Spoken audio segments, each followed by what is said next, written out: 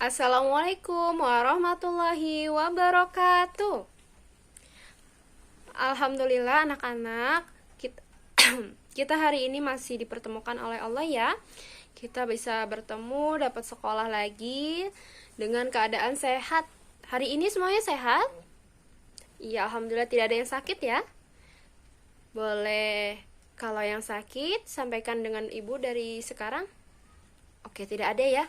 Semuanya masih semangat. Alhamdulillah semuanya masih semangat. Nah, anak-anak sekarang sebelum kita mulai, kita absen terlebih dahulu ya. Oke, hari ini Sabtu tanggal 28 November ya, 2021.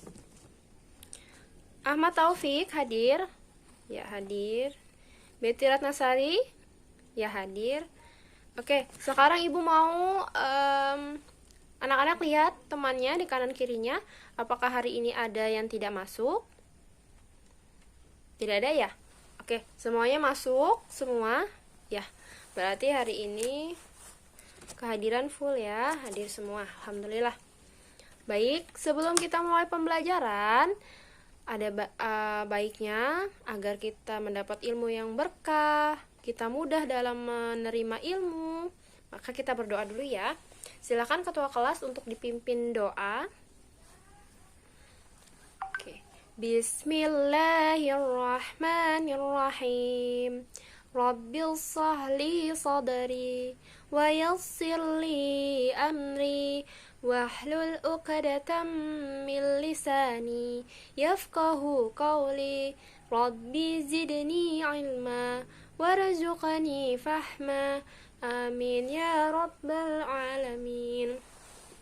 Alhamdulillah ya, kita harus selalu bersyukur atas karunia Allah Subhanahu wa taala. Nah, untuk meningkatkan rasa patriotisme kita, rasa cinta tanah air kita, maka yuk sekarang semuanya berdiri, kita bersama-sama menyanyikan lagu nasional ya.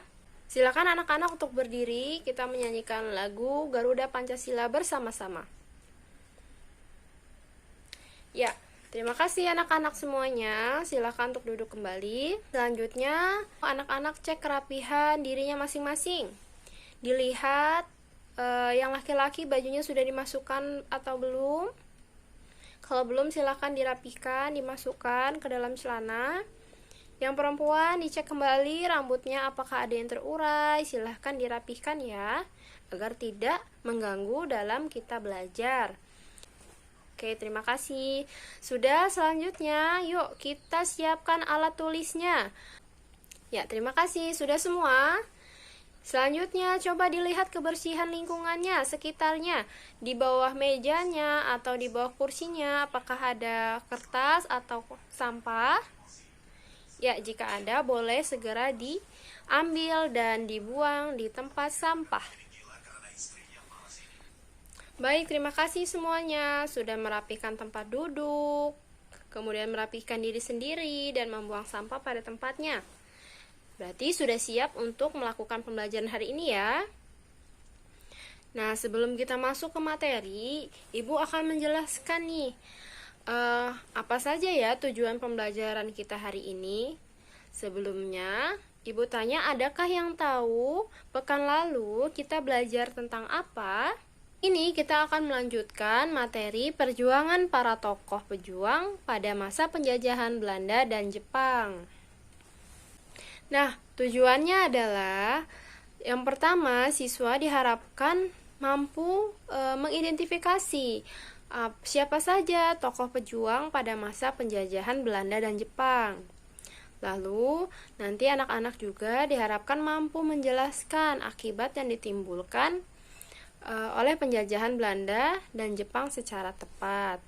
Lalu, anak-anak juga nanti diminta bisa menyebutkan kembali apa saja perjuangan yang sudah dilakukan oleh para tokoh pejuang kita atau pahlawan kita pada masa penjajahan Belanda dan Jepang. Sekarang coba anak-anak perhatikan di slide atau gambar yang Ibu tampilkan di layar depan ya nak. Coba dilihat, tokoh yang pertama ada yang tahu dia siapa? Ya betul, dia adalah Tuanku Imam Bonjol dari Minangkabau. Nah, beliau ini memimpin perjuangan di Padri, pada perang Padri melawan Belanda ya. Ya. Selanjutnya ada Cut Nyak Dien. Nah, beliau itu salah satu tokoh perempuan yang ikut perang dalam melawan Belanda. Ini perang di Aceh ya, Nak. Selain itu nanti dibantu juga oleh Tengku Umar, ada Panglima Polim juga dan lainnya. Nah, lalu Ibu berhentikan dulu ya slide-nya. Oke, sekarang fokus ke Ibu. Nah, kenapa Bu Belanda itu, siapa nih yang tahu kenapa Belanda menjajah ke Indonesia? Sebabnya apa? Boleh angkat tangannya? Iya, gimana Cynthia? Untuk berdagang, betul. Bagaimana Ajam? Oh iya, untuk menguasai negara Indonesia. Jadi, pada tanggal 22 Juni tahun 1956, Belanda pertama kali datang ke Indonesia di Pelabuhan Banten. Awal mulanya Belanda itu hanya untuk berdagang. Nah, lalu kemudian karena melihat banyaknya sumber daya alam yang ada di Indonesia, akhirnya Belanda ingin menguasai negara Indonesia. Nah, lalu rempah-rempahnya itu semua diambil oleh Belanda. Lalu Belanda itu merampas hasil tani rakyat Indonesia. Lalu rakyat Indonesia itu dipekerjakan oleh Belanda tapi tanpa dibayar oleh Belanda. Nah, itu sering kita sebut atau saat itu disebut adalah kerja paksa atau kerja paksa rodi ya, kerja rodi yang dilakukan oleh Belanda. Nah, sekarang lihat lagi di slide. Nah, ini ada gambar siapa? Ada yang tahu? Iya betul, ini adalah Tunku Abdul Jalil. Itu beliau memimpin perlawanan di Aceh ya. Itu saat melawan Jepang. Nah, lalu ada lagi Kiai Haji Jainal Mustafa, itu dari Singaparna, melakukan perlawanan di Jawa Barat melawan Jepang. Nah, oke, sekarang tadi kalau Belanda itu awal mulanya karena berdagang ya, datang ke Indonesia. Kalau Jepang itu apa? Kalau Jepang awal mulanya ingin mencari bantuan prajurit untuk menghadapi perang Asia Timur Raya. Nah, namun pada akhirnya Jepang sama seperti Belanda, dia ingin menguasai semua wilayah Indonesia, kemudian merampas juga hasil tani rakyat, melakukan kerja paksa juga dengan rakyat Indonesia. Nah, kerja paksanya itu disebut Romusa, di mana rakyat Indonesia diperkerjakan tanpa dibayar ya Nak ya. Sama dengan Belanda, tapi kalau Belanda istilahnya kerja rodi, kalau Jepang kerja Romusa. Kedua-duanya sama saja sistemnya kerja paksa ya. Nah, tadi sudah dijelaskan perang-perang atau perlawanan yang sudah dilakukan oleh para pejuang kita terhadap penjajah Belanda dan Jepang. Selain melakukan peperangan, bangsa kita juga melakukan dalam hal lain Nak. Contohnya mendirikan sekolah. Lihat di slide ini ada Raden Ajeng Kartini. Nah, beliau itu mendirikan sekolah khusus untuk wanita ya di tahun 1903. Kemudian ada juga Ibu Dewi Sartika. Lalu ada selanjutnya yang dijuluki oleh yang dijuluki sebagai Bapak Pendidikan Nasional. Ada yang tahu? Iya, ada Ki Hajar Dewantara juga mendirikan perlawanannya dengan mendirikan perguruan taman siswa. Nah, selain peperangan, kemudian mendirikan sekolah khusus untuk rakyat Indonesia, selanjutnya juga ada perlawanan dalam bentuk pergerakan nasional. Itu yang dipelopori oleh Bung Tomo, Contohnya lagi ada Kiai Haji Ahmad Dahlan, kemudian ada juga Wahid Hashim, dan tokoh lainnya ya. Jadi kenapa kita melawan juga dengan mendirikan sekolah? Karena pada zaman penjajahan, rakyat kita itu tidak diperbolehkan untuk sekolah, nak. Jadi hanya bangsa penjajah saja yang diperbolehkan oleh mereka untuk sekolah. Jadi para pejuang, tokoh pahlawan kita itu mendirikan juga sekolahan khusus untuk kita, untuk rakyat Indonesia. Seperti itu. Nah, itu tadi materi kita. Sekarang siapakah yang bisa nih mau ke depan untuk menceritakan ulang bagaimana sih akibat dari penjajahan Belanda dan Jepang, lalu tokohnya siapa saja? Yuk silahkan.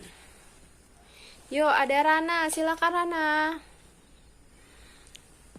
Baik, terima kasih Rana. Rana hebat sudah menjelaskan siapa saja tokoh pejuang di waktu penjajahan Belanda dan Jepang.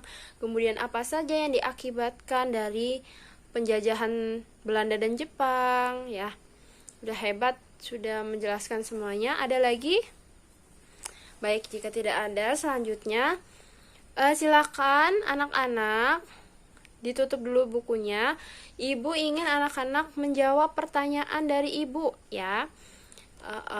Ibu punya lembar kerja, silakan nanti dikerjakan, diisi masing-masing ya, diisi sendiri-sendiri. Baik, ibu kasih waktu 15 menit untuk menyelesaikan tugasnya ya. Nah, info lagi, bagi yang sudah menyelesaikan tugas individunya, silahkan dikumpul dan boleh untuk istirahat duluan. Oke, dikerjakan masing-masing ya. Baik, alhamdulillah semuanya sudah selesai ya. Nah, sebelum ibu tutup dan sebelum semuanya istirahat, yuk kita ulas kembali apa saja yang sudah kita lakukan hari ini. Iya betul, kita sudah menjelaskan siapa saja tokoh pejuang pada masa penjajahan Belanda dan Jepang, kemudian akibat yang ditimbulkan dari penjajahan tersebut. Kalau Belanda, sistem kerja apa nak? Rodi. Kalau Jepang, Romusa, sistem kerja paksanya. Lalu perjuangan apa saja yang sudah dilakukan oleh bangsa kita, yaitu melalui perang ya, melalui perang dan perlawanan, mendirikan sekolah atau madrasah, dan juga dengan pergerakan nasional. Betul. Nah, selanjutnya kita nih sekarang kan sudah merdeka. Kita sudah tidak dalam masa penjajahan Belanda dan Jepang lagi. Kita sebagai siswa yang baik, apa nih yang perlu kita lakukan untuk menghargai perjuangan para pahlawan kita? Ada yang tahu? Iya betul, kita harus belajar dengan giat agar kita kita harus belajar dengan giat dan semangat. Kemudian disiplin. Lalu kita harus mampu bertanggung jawab seperti para pahlawan kita, dan juga berani ya. Para pejuang kita tuh berani membela kebenaran. Kita juga harus menjaga persatuan dan kesatuan.